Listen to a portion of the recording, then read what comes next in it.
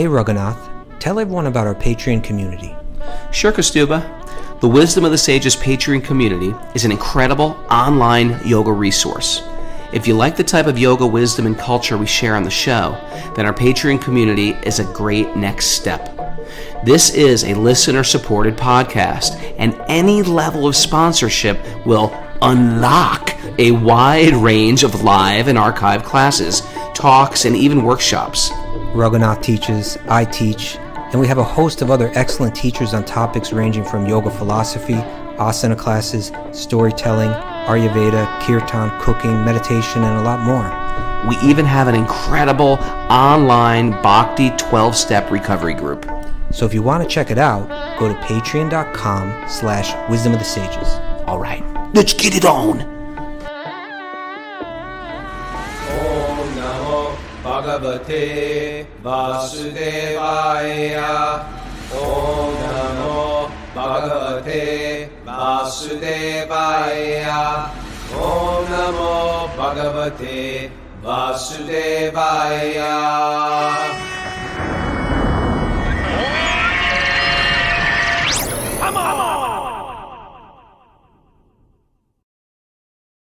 Live from Super Soul Farm, this is Wisdom of the Sages, a daily yoga podcast with your host, Raghunath, and co-host and senior educator of the Bhakti Center in New York, Kastuba Das. Welcome to the show, everybody. It's Makeover Monday. It's Monday today, everybody. It's a new week. Sometimes we go through last week and we're thinking, oh, last week didn't work out as planned. I didn't live up to my full potential last week. Guess what? It's Monday. It's time to start it all over. You can. Whatever you were yesterday, that's over. Today's a new day. Good morning. Happy Monday. How are you, Mr. Kastuba? I'm doing good, Raghunath. It was nice talking to you. Me and Mara and Kastuba had a nice conversation yesterday. I was on like a 3-hour bike ride. I skipped the evening kirtan and just went on a 3-hour bike ride, and I was profusely sweating talking to both of you, but with the most breathtaking views of the Berkshires. Nice. You know what? You do your morning puja, and you do your morning worship, taught a yoga class, and then I was just like on the computer all day, and it's just like I was losing my mind, and I was like, I need to breathe and sweat, and it was a good choice. You had your big scoop neck shirt on, and you just went out. Yes, there. I did. Yes, I did have my scoop neck shirt on. All right. Are we gonna keep bringing it there?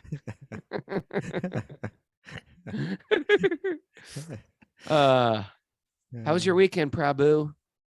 How was my weekend? Well, You're a little overworked right now, I can tell. I'm totally overworked because, my wife is, her mother needs her help. Okay. Her mother's gotten quite elderly.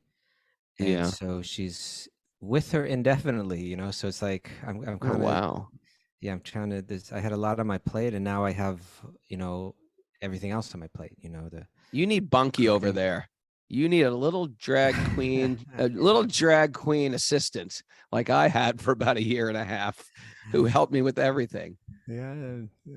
Maybe that's it. I don't know. Yeah. I ran into Bunky on, it was interesting. I was riding this was about a month ago. I was riding my bike up 6th Avenue. Yeah. And like the way New York is now, because all the restaurants have their little outside dining thing going on. Like a shed or whatever you want to call the thing. It's like not even nice.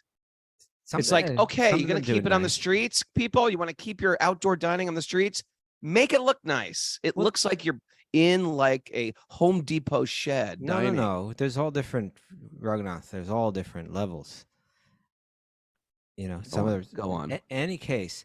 So, the way the bike lane works is you got the restaurant and the sidewalk, and then you got the bike lane, and then you got their dining area. By the way, New York City is so nuts right now with these bike lanes. At first, good idea. Let people ride bikes. But now that e-bikes have taken over and they moved it to mini bikes, moved it to electric scooters, it's like that's not the problem with the lane. You're going to get killed. Right? Well, in any case, I almost killed Bunky because I'm flying up the lane.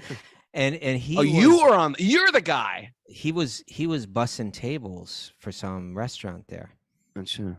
And he kind of jumped into the lane without really looking properly. That's because you don't expect there to be people flying by. Well, you should, because it's a traffic lane and you work right there and you're going back and forth through it like all day, every day. So in any case, he almost, he kind of he almost walked into my path, Okay. and I zipped past him, and then I realized that was Bunky. You yelled at him and cursed him, and then No, then realized I that was stopped. a nice Then I devotee. Oh, stopped, and we exchanged. reconnected. Yeah, we exchanged. It was nice. I find that the bike lane people are a little nasty.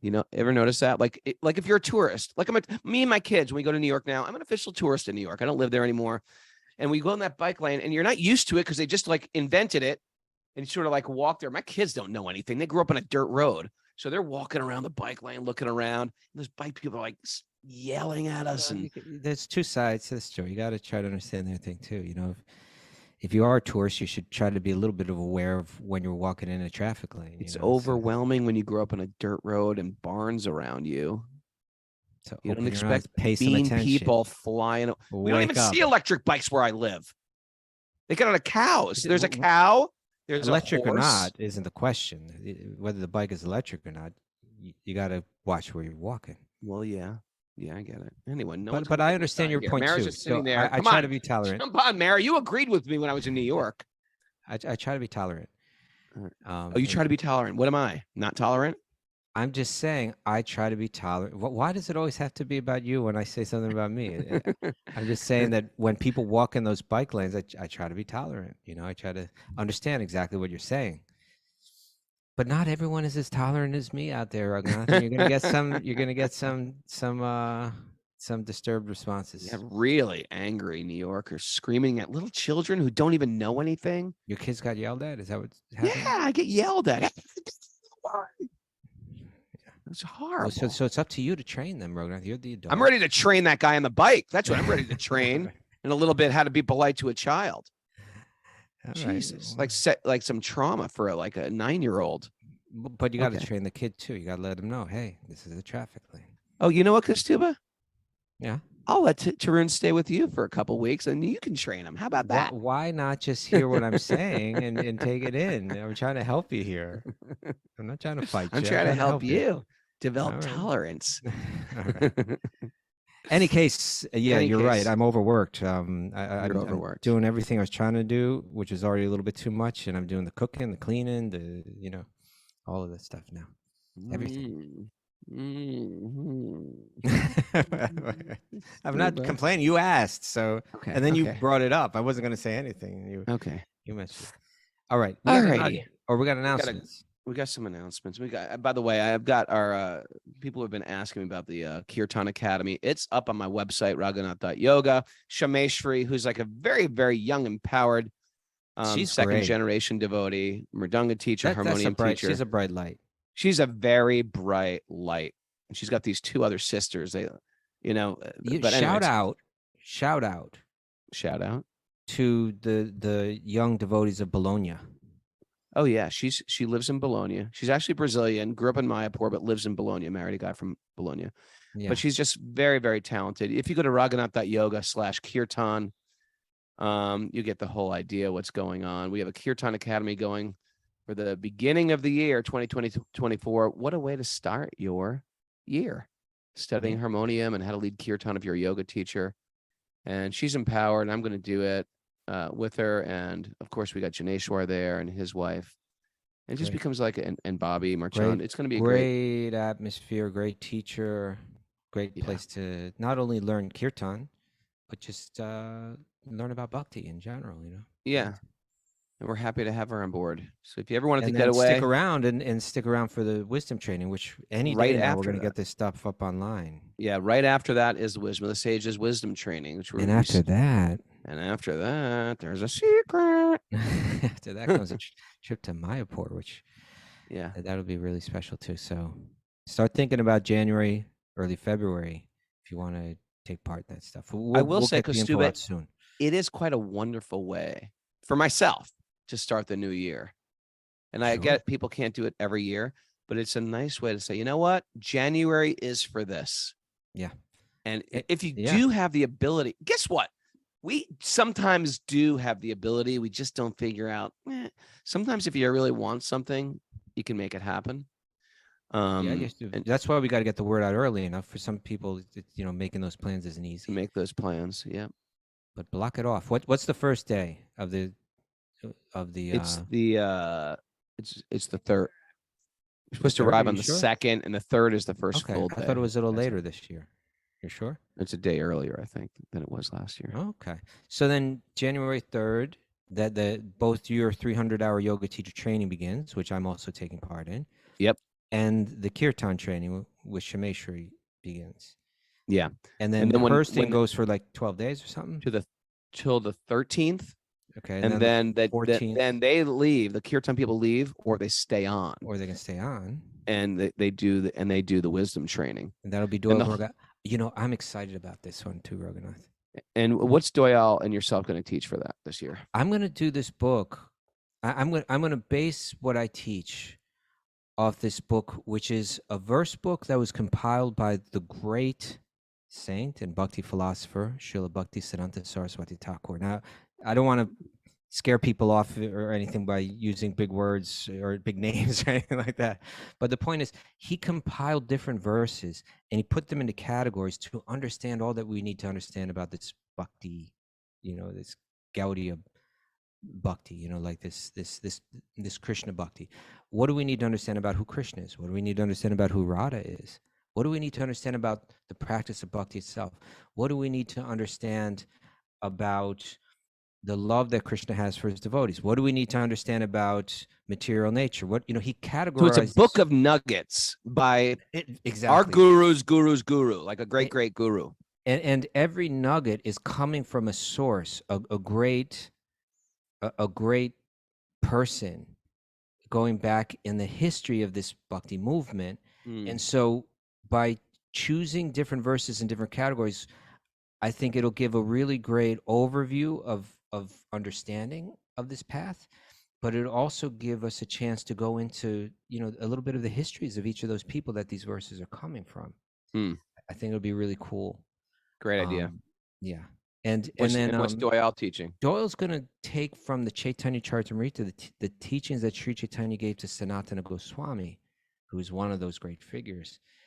Those will be a lot of great foundational teachings on bhakti put there too. My hope is that people that listen to Wisdom of the Sages and are like, we always say what you and I are trying to do is give our listeners all the opportunities that we had.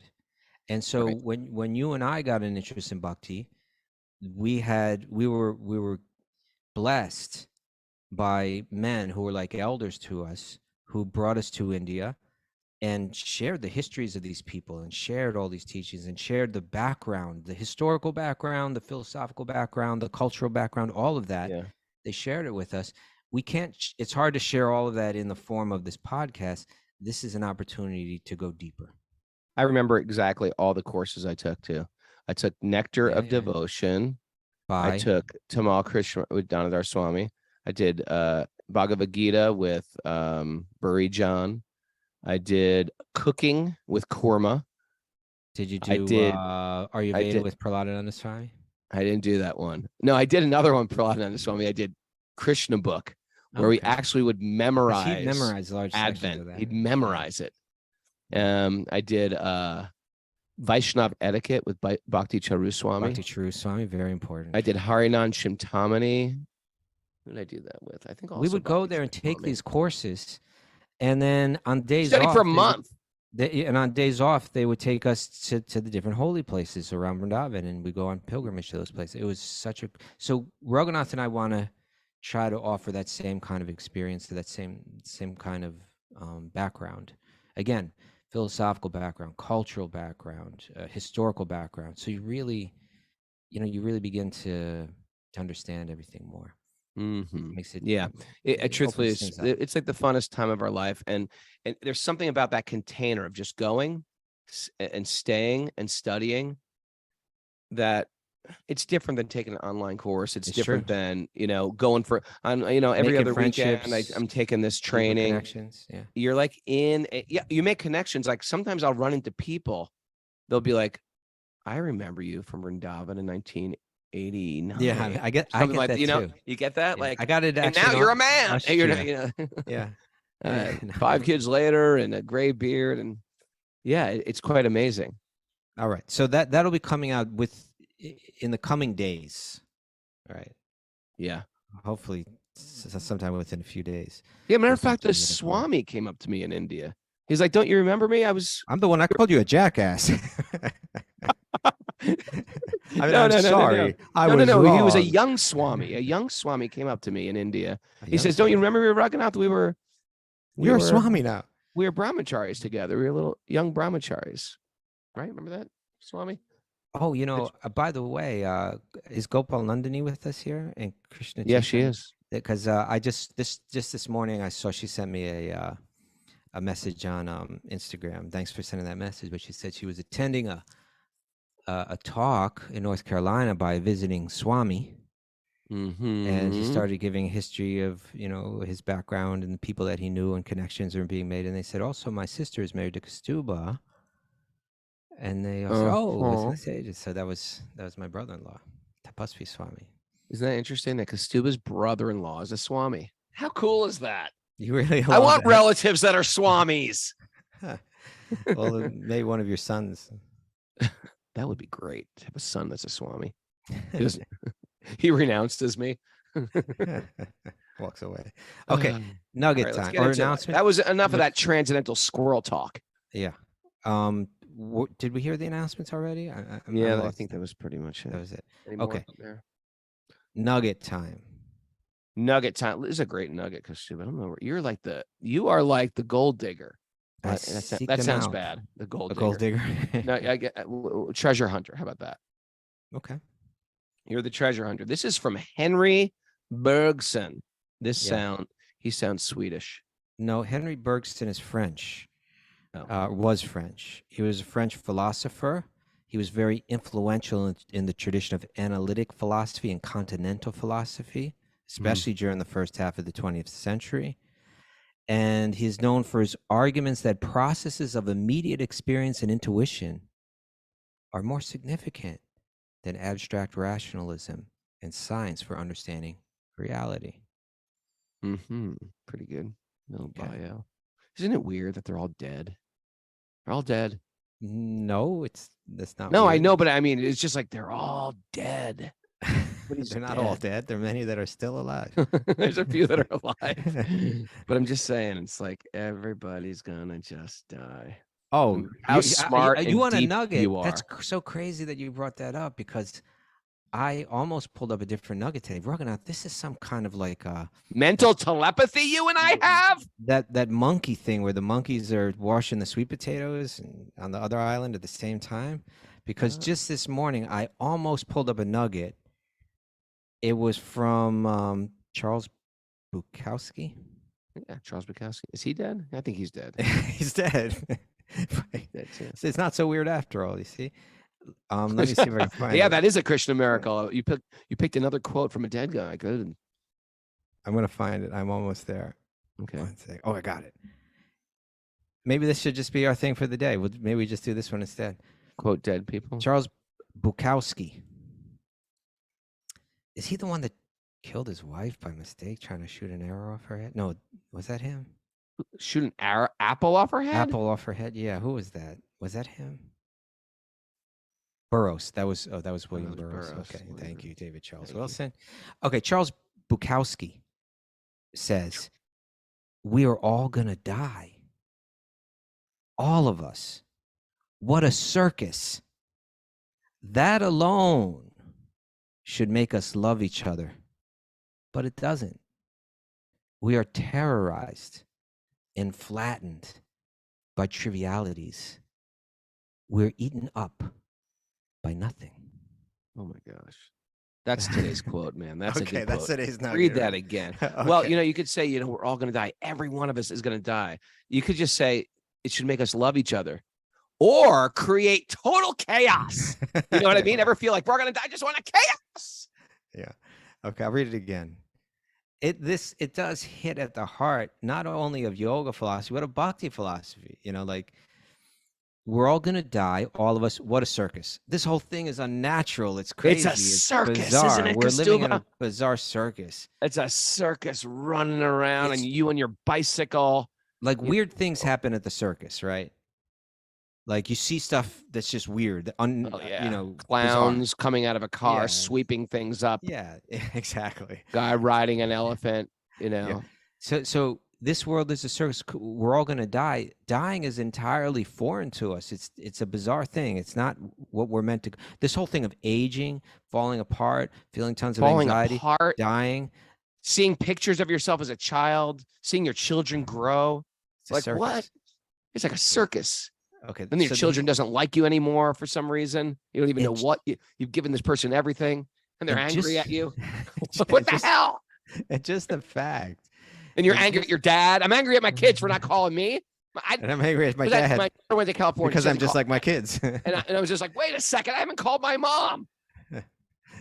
So God. So it is a circus. It is unnatural. We're all suffering through it, and just that alone should make us love each other, right? We should sympathize with each other. There should be some genuine empathy that, okay, I get it why you yelled at me in the bike lane. It's because we're all going to die and we're all suffering and we're all in anxiety. Let's extend a little empathy, a little tolerance, let's try to get along better. Let's practice all this bhakti stuff just so we can have a little peaceful time until we die. Peace of mind. Just so we have a little peace before we die. Just the fact that we're going to die should make us love each other, but it doesn't. What happens instead? We are terrorized. All right, it means we're in fear all the time, and flattened. Yes. Flattened. Like we're trying to stand up, and you get knocked down. We're flat. You try to poke your spiritual, well-adjusted attitude up. Yeah. Boom, you get flattened, right? You try to respond to life in a way that's like, I don't know, even-minded and peaceful. Boom, you get flattened. We are terrorized and flattened by what? By big important things? No. Trivialities. Trivialities. That's a good right? one. Yeah, we're eaten up by nothing. By nothing. What are you doing in the bike lane? What are you doing in the right lane? Oh, yeah. That's a great observation. It's like if you're sitting next to someone right now, turn to them, even if they're not watching the show. Maybe you're in the workplace right now. Just turn to them, look them in the eye, and say, "Hey, you! I love you. I love you." Tell them you love them right now. Right now, people. I'm serious. If you're on Zoom, I'm watching you. Turn to somebody in that room. All right, everyone's alone. Come on, some of you have somebody in that room. Tell them you love you. I love you. I love you. Just want you guys to know. Greg DeGase just mentioned no. And so Greg DeGase, who shared on the chat board that Bukowski, he passed away in 1994, and the funeral rites were orchestrated by his widow. The funeral rites orchestrated by his widow were conducted by Buddhist monks. Interesting. Yeah. Is that him smoking a cigarette in the picture somebody posted? Yep. I assume he didn't just send any random picture, but he sent one of Charles. Sometimes when you hear like everything's gonna, because I tell you, this is where my 15-year-old brain was going to. I would skip school, thinking, who's gonna care in 500 years if I skip school? That was like I was like a young, philosopher, and I'd be like, I'm gonna skip school today. No one's gonna care in 500 years. It's a blip in time. That's how I would think. Who's going to care if I skip school and go fishing? That's how I would put it. So, using that existential reality, you can justify anything too. Who cares if I rob? Who cares if I cheat? Who cares if I smoke cigarettes or take drugs? We're all going to die anyway. What does it matter? And we got to be careful because material culture and sense gratification culture also creates this who cares anyway? We're all going to die. And if you really dial into that philosophy, it's real dark.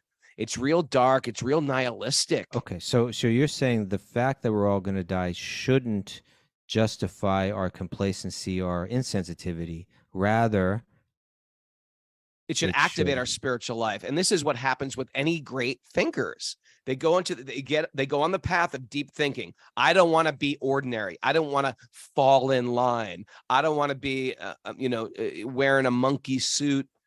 I'm going to think for myself. And once you start thinking like that, the path divides into, we are tiny specks of, we're like a blade of grass in a massive field. All over the world, there's blades of grass. We are so tiny and insignificant. Who cares? But in bhakti, we say, you are tiny blades of grass. Yeah, got that part right. But we do have significance. And our significance comes from our contribution. And our life is eternal. And we're here to grow. We're here to evolve. We're here to learn lessons. Don't use this, quote, insignificance to say, whatever. It makes no sense whatsoever. No, Okay. it's because even in the biggest picture, people are in pain. We are in pain. We can help ourselves in this painful situation, and we can help so many other people in this painful situation. A lot of times, the people who go down the existential path, it leads to something very dark: addiction, destruction, suicide, etc. It's a very, very dark path, a very nihilistic path, because there is no answers whatsoever. Whoa. What do you think? Happy Monday there. Happy Monday. Yeah, People are crying. I guess in a very simple way, the way that we can sum up this statement is that the suffering that we're going through in life, most of these things are insignificant, but there's this big existential reality that we all have to face. Let's face it with the best of us, with our best foot forward. Let's face it, caring for one another. Let's have the ability to process it with a peaceful mind, rather than getting eaten up by trivial things, which is unfortunately what we allow to happen to ourselves.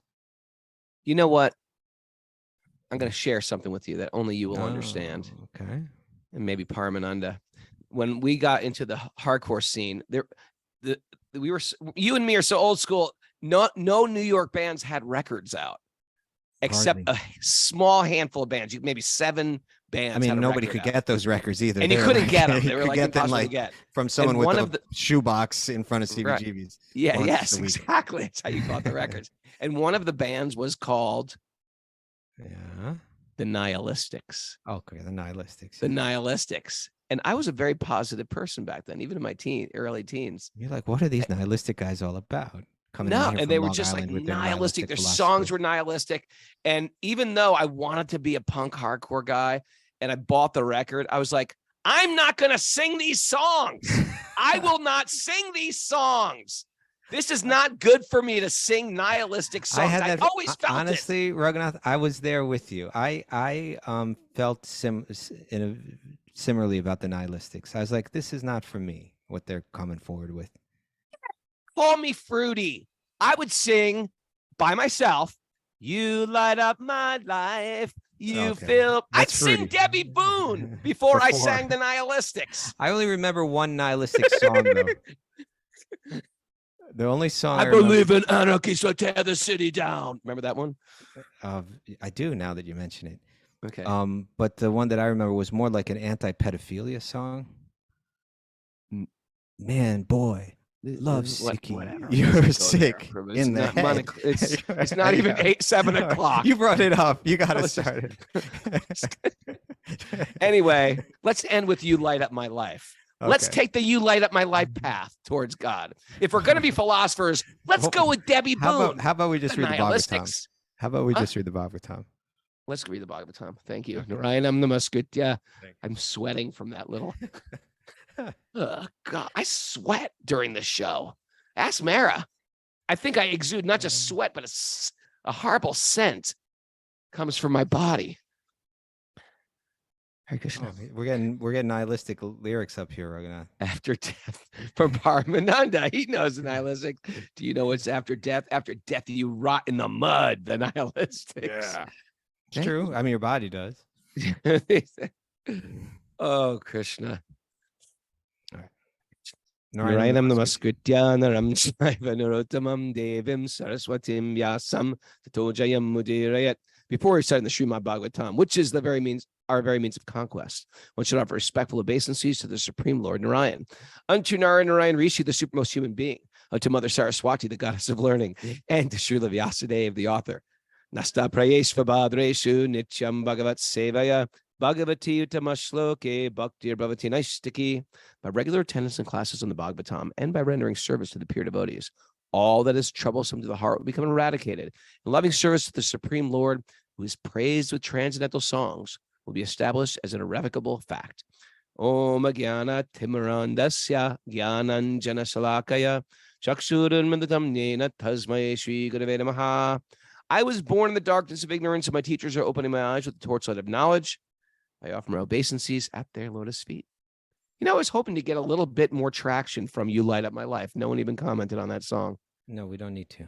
It was a very, very cheesy song, but you know what? It made me smile, made me feel good.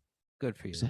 You know, I always wondered, was the Nihilistics, was that name a play on, you tell me, did you ever wonder? Nihilistics, the acrobatics, The Stylistics. You ever? Oh, interesting. Never thought of that. Nihilistic stylistics. Like a whole different genre, for sure. Who are the Stylistics? It was just like one of these, you probably recognize some of the songs if you heard them, but just like one of these 70s kind of soul groups that sang really maybe love songs, you know. Came back as the Nihilistics. All right, let's get we're reading today from Srimad Bhagavatam. Mara? Canto 5, Chapter 19, Text 16. Oh yeah, we got a couple verses, few verses here that are just the rivers that are passing through Bhartavarsha. Oh, mountains. We get mountains, we get rivers. We are getting a glimpse, like a window into a spiritual realm. Yeah. Or now we're coming to the material realm. In one sense, right? We're here in spiritual prayers. Oh yeah, we're in Bhartavarsha. People within, people within the material realm. You know, and for people who are new to the show, you got to understand, like, these are things. The Vedas are very, very, very complete information here, and they give you both like phenomenal and numinous information, things of the material world, like that, things of the material world, and things of the spiritual realm. Right. And people say, well, this doesn't make sense. This sounds too fantastic. What do we know about anything? You really got to think of ourselves, because when you hear these things, it could sort of, it could do a number on your faith. You could say, this is like you're reading some fantasy book. Listen, guess what? I'm sitting here in front of a computer and there's a moth on my shoulder. Imagine a moth on my shoulder. What do you think the moth is thinking about my computer? Nothing. It's thinking I want to eat your scoop neck shirt. Huh? It's thinking I want to eat your scoop neck shirt. Yeah, maybe he's thinking that. My point is, the moth is right in front of my computer and not even thinking like, oh, there's a class going on. Oh, they're having a Bhagavatam class. Oh, they're on Zoom. Why not? Even though it's right in front of the computer, it's way beyond the conception of the moth's brain. Right. In that same sense, the Vedas give us insight into other realms. When I hear it with my moth intelligence, it's like, this is crazy. Imagine me trying to explain to a moth. No, there's a lot of people. There's someone from Slovenia. There's someone from Minneapolis. There's someone from Croatia. There's Henry down there in Washington, D.C. And I'm trying to explain this to a moth. The moth can't even understand what I'm talking about. That's the problem. We are like moths. When we hear something fantastic, we think, how can that be? Because we're moths. Okay. Except that we're given a little gift right now into a lens. And so the interesting thing is, for all those things you can't understand, the great masters have said, here's what you can understand. I'm going to give you something you can understand. I want you to play with it. I want you to work it into your life. And by doing that, slowly things will become revealed. That's why it's not a faith-based practice. It's an experiential-based practice. The masters give us things that we can experience first. And they say, if this is stuff too crazy, we're talking about the Brahmaputra and the Nadas and the great rivers that I've never heard of. If those things sound too otherworldly and other planets and higher realms and demigods and devas, take these things that you can understand and apply them to your life. Okay. And all of a sudden, things start to shift, Mr. Kostuba. All right. We start to understand things a little bit better. Very good. That being said, let's read something fantastic. And by the way, so now we're going to get a description of Bhartavarsha, which means the earthly realm. right? We've come down from the heavens. A few chapters down the road, we're gonna go down to the darker regions of the universe. It's gonna get exciting. Yeah, we've been reading for weeks now about the prayers coming from the residents in the higher planets. Now we're on the earthly planet, we're gonna next few verses we're gonna these are just gonna be names of mountains and rivers. But after that, we're gonna start to hear about how the people on the higher planets, what they think of us and our opportunity being here Interesting. in the earthly realm, and it's very interesting stuff. You ever stuff like, well, okay. Are we skipping this? Or are we going to read all these? Why don't you just go ahead and you want me to read it? You can read it. In the tract of land known as Bhartavarsha, that means the earthly realm. As in Ilavrtavarsha, which was a higher realm, there are many mountains and rivers. Some of the mountains are known as the Malaya rivers, Malaya mountains, right? That's where the sandalwood comes from. Yeah. The Mangala Prashta, the Manaka, the Trikuta, Rishabha, Kutaka, Kolaka, Saya, Devagiri, Rishimukha, Srishaila, Venkata, Mahendra, Varidhara, Vindhya, Shuktiman, Rikshagiri, Pariyatra, Drona, Chitrakoot. That's where Lord Ram lived. Yeah. Then there's Rishi Mukha. That's also I've always wanted to go to Chitrakoot. It's in Maharashtra, I think. No, I thought it was more east than that. I don't know. I thought. If you know, put it on the board. How about this one? Govardhan. Govardhan. Raivataka. Kakubha, Nila, Gokamukha. Indrakila, and Kamagiri. There's a great saint in our Sangha named Kamagiri up there in Cleveland. She listens to the show. Besides these, there are many other hills with many large and small rivers flowing from their slopes. Two of the rivers, the Brahmaputra and the Shona, are called nadas, or the main rivers. These are other great rivers that are very prominent: the Chandravasa, the Tamraparni, the Avotada, Kritamala, Vaihayasi, Kaveri, the Vani, the Payasvini, the Sharkaravarta, Tungabhadra, Krishna Vanya, Birmarati, Godavari, Nirvindya, Payoshni, Tapa, Reva, Surasa, Narmada, Charmanvati, Mahanadi, Mahanadi.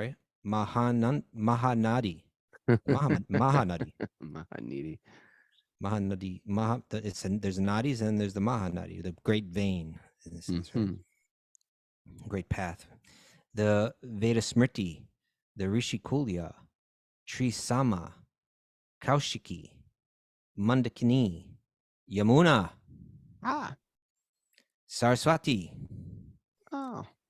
the Drishadvati, Gomati, Sarayu, Rodhasvati, Saptavati, Shushoma, Satadru, Chandrabhaga, Marudridha, Vritas. I'm sorry. See, if I was reading this, I would skip it. Well, we're almost done now. Now you say that, Raghunath. Now you throw that out when there's two more left. Well, I'll just read it. I was like, I could have just read it. I suppose. Oh well, why didn't you? Because I thought you were gonna just read one and skip it or something. Oh yeah, but it's okay. There's benefit of hearing these names. I'm sure it's purifying to hear. Asikni and Vishva.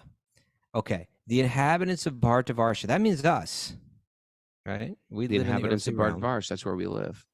They are purified because they always remember these rivers. So we just got purified just by reading. Okay, I said skip over the purification. You were like, no, we're gonna get purified. No, we're gonna get purified. Thank you, Kostuba. I appreciate that. You're welcome.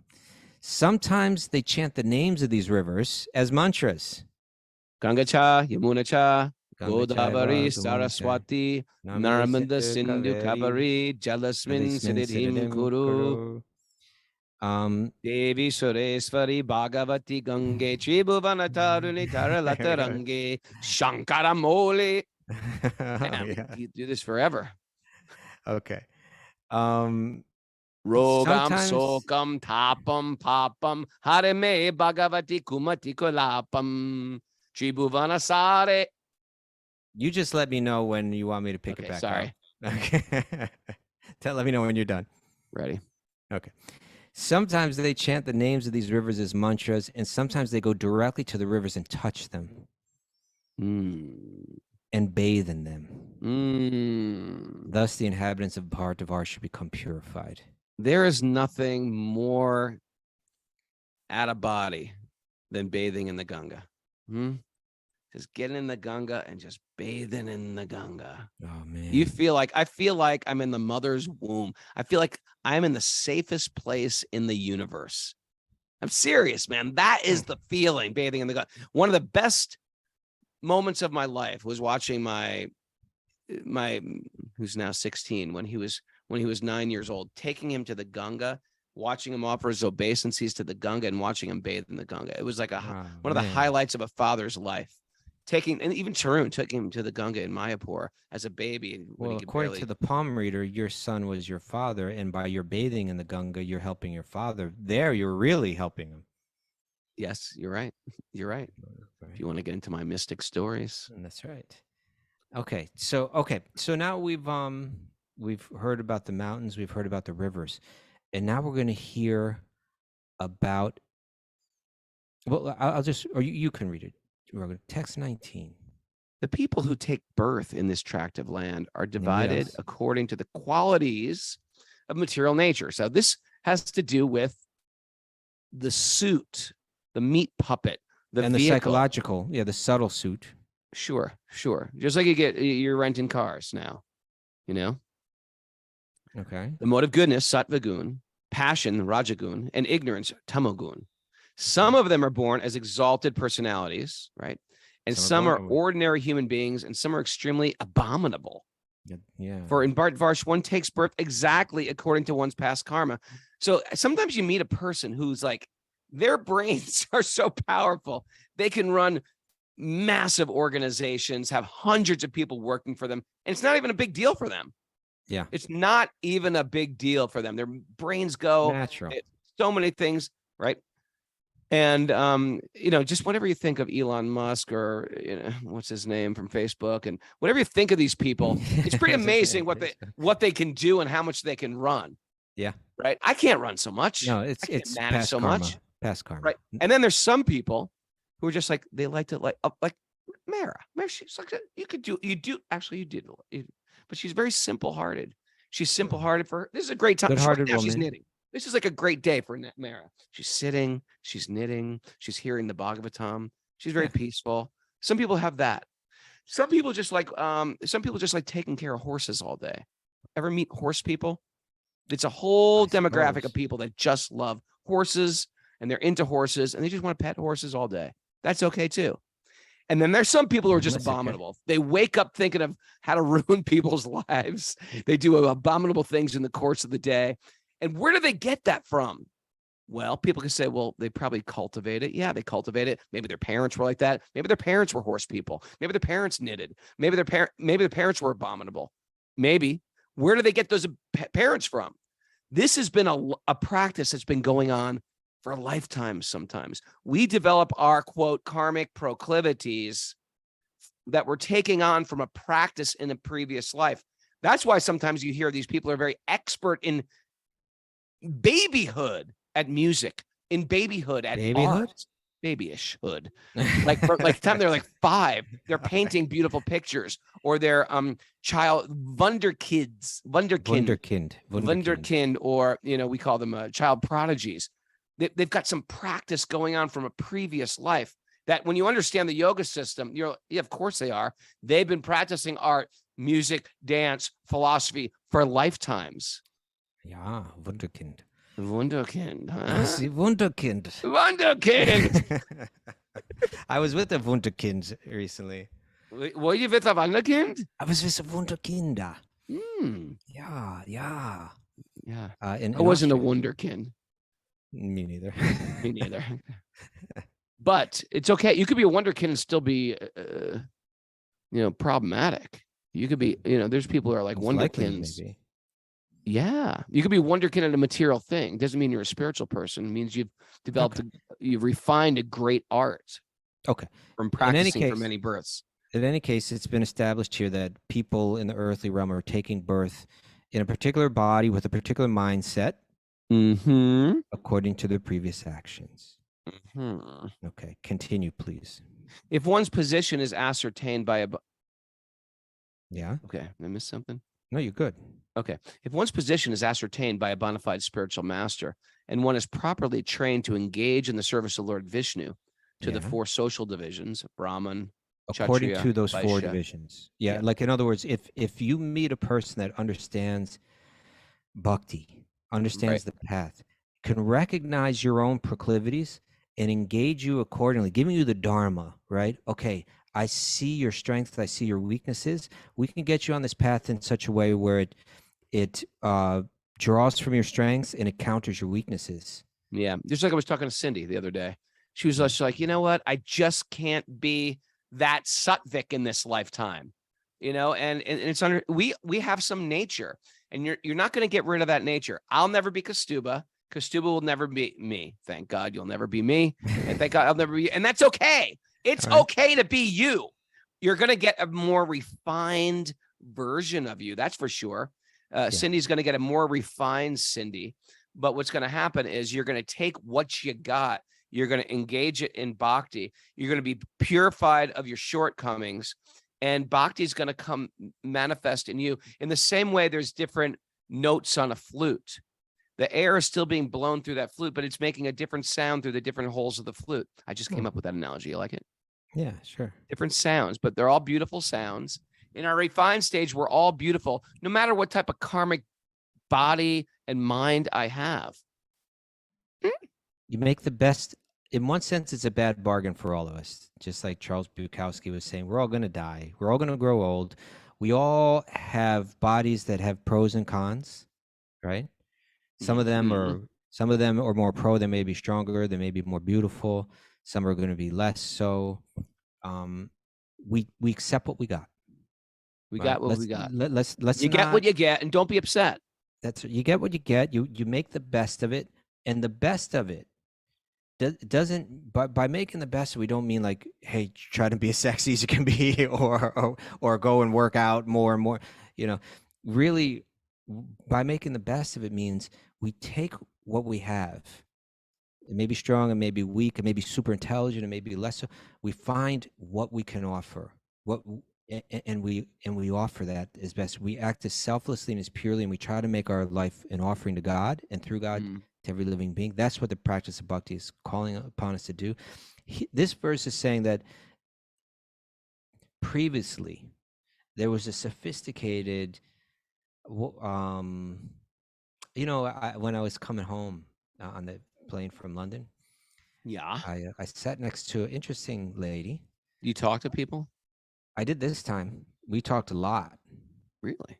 Yeah, it was a woman that's she was a Seventh-day Adventist. Oh, I would love to pick their brains. Yeah, that didn't. They're like a vegetarian Christian group. She's a pescatarian herself, but in general, yes, She's breaking the principles. Well, I don't know how her Seventh-day Adventism. She was nice. She started the conversation, and then we took it from there. But why was I bringing this up? What did it have to do? We talked about karma. That was one of the things. We talked. Did you know she was a Seventh-day Adventist, or it only came out later in the conversation. Was she asking you questions? She started me by asking me about the book I was reading, and then it just went on from there. What was the book you were reading? The Rick Rubin one. Oh, interesting. Okay. Yeah. I just completely forgot. What were we talking about just a second ago? Why did I bring her up?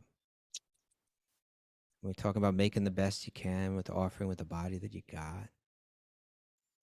I remember the old days when they used to sell Seventh-day Adventist food. in cans. It was like vegetarian stuff, like in cans. It wasn't so healthy, but it was vegetarian. Okay. Anybody Anyway, know what I'm talking about? Come on, give me something. what I'll do is I'll go back and look at the show and try to and then see what we're talking about. And then tomorrow we can pick up with the Seventh-day Adventists when we do. Oh, that. you know why? Because we are running out of time, Because we're sir. out of time. Do we have any takeaways today, Mary? Miss Mara. Miss Mara. It's all a circus. Oh yeah, Oh, it's okay. It's only 7 o'clock. it's a flea circus. You guys having a private conversation while Yeah, we got still Where's show's still Cindy? going on. Where's Cindy? She talked to me. Okay. It's all a circus. It's all circus. Joke. Try to love each other and not be flattened by trivialities. Very good. I like it.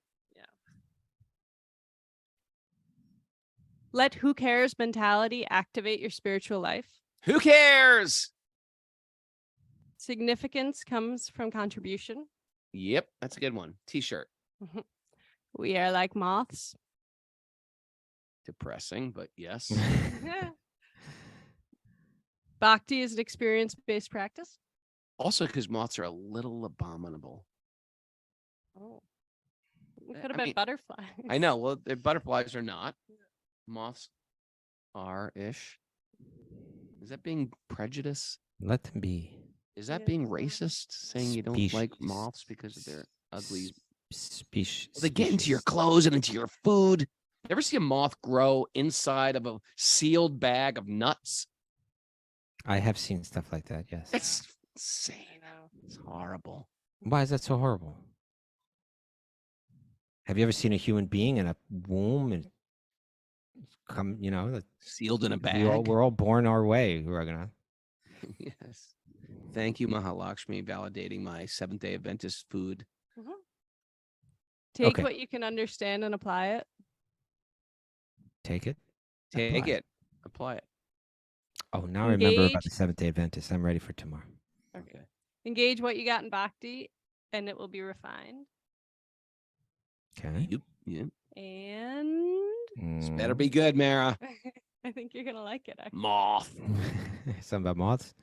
Let's go with Debbie Boone, not the nihilistics. Yeah. Oh. Let's go with Debbie Boone. Thanks, everybody, for joining us. I want to share something with everybody on Zoom today. And I mean this sincerely. What's that? You. Oh no. I mute out your life, Raghunath. I just muted out your life. You're singing, but nobody's hearing you. How you could cut it off?